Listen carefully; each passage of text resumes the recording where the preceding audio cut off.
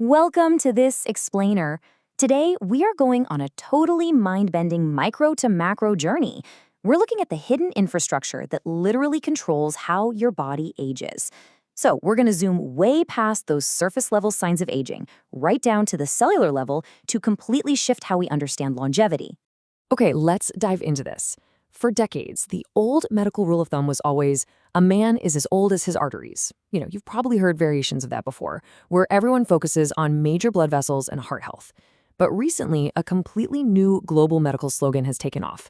A man is as old as his capillaries. This is huge, right? Because it shifts the focus entirely away from those big arteries and puts the spotlight directly on the smallest, most intricate little vessels in our bodies. Basically, how you age isn't just about the major highways, it's really about the tiny, microscopic backroads. To really wrap our heads around the scale of this, think about this staggering number for a second, 100,000. If you were to say magically unwrap and connect every single blood vessel in your body end to end, that line would stretch roughly 100,000 kilometers. That is enough distance to circle the entire Earth 2.5 times. That's just wild to think about, right? And that sprawling, massive, planetary scale network, it's operating inside of you right now. And this brilliantly illustrates the real secret here. 99% of that massive 100,000 kilometer network is made up entirely of capillaries. They aren't just some tiny afterthought, they are basically the whole system. These microscopic little channels act as your body's vital cellular delivery and waste collection service. Literally every bit of oxygen, every nutrient, every hormone, and your immune cells, they all completely rely on these tiny capillaries to reach their final destinations. And to clear out the cellular trash. Section 1. The kidney connection, the front lines of filtration. So now that we've grasped just how vast that network really is, let's zoom all the way in on one incredibly crucial organ, the kidney. Honestly, we need to stop thinking of kidneys as just these generic, bean-shaped organs. Functionally speaking, they're really just massive bundles of capillaries. The kidney's microscopic filtering units are called glomeruli, and they're essentially just incredibly dense, tightly packed clumps of these tiny vessels doing all the heavy lifting of bodily filtration. Basically, without healthy capillaries, there's just no way you have a healthy kidney. Which brings us to Section 2, the sugar attack. Meet the hidden villain. If our capillaries are this incredibly delicate infrastructure keeping us alive and running, then the microscopic threat that damages them is high blood sugar. So here's how it works. Normally, a red blood cell has to flexibly fold itself just to squeeze through a tiny capillary. But when you have consistently high blood sugar, the hemoglobin actually glycates, forming what we call HbA1c. Think of it kind of like taking a nice flexible water balloon and coating it in a thick layer of hard candy. The cell completely loses its flexibility.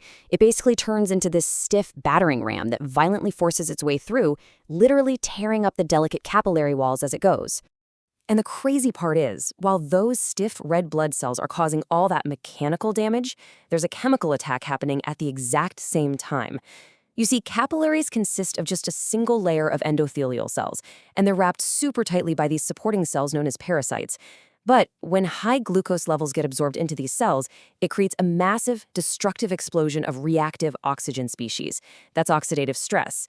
This glucose-driven oxidative stress literally breaks down and loosens the crucial junctions between the capillary cells and completely destroys those supporting pericytes. The result? The kidney's actual filtration barrier physically breaks down, which causes crucial proteins, things that should absolutely stay in your blood, to start leaking dangerously into your urine. Moving on to Section 3. Beware the ghost vessels, the anatomy of capillary collapse.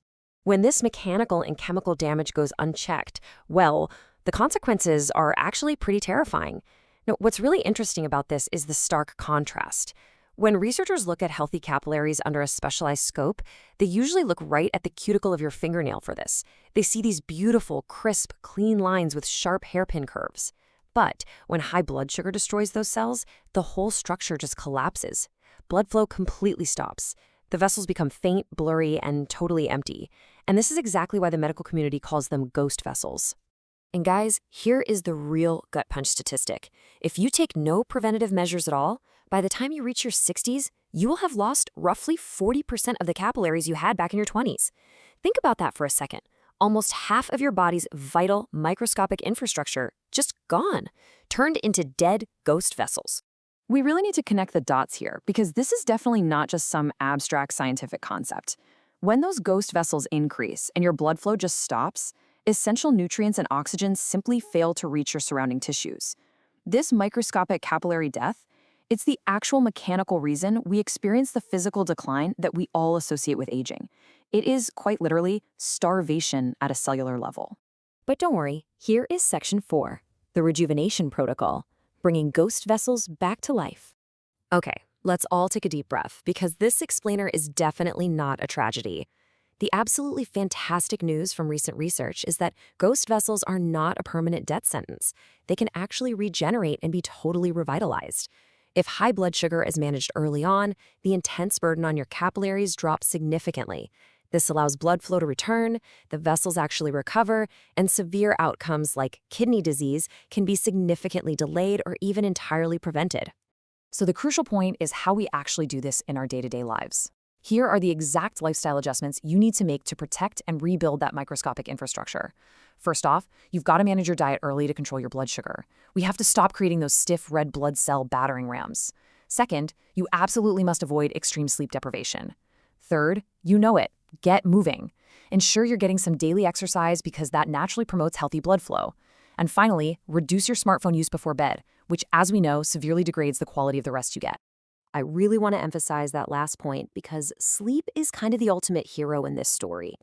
Look, even in younger individuals, lacking sleep quickly deteriorates our capillaries.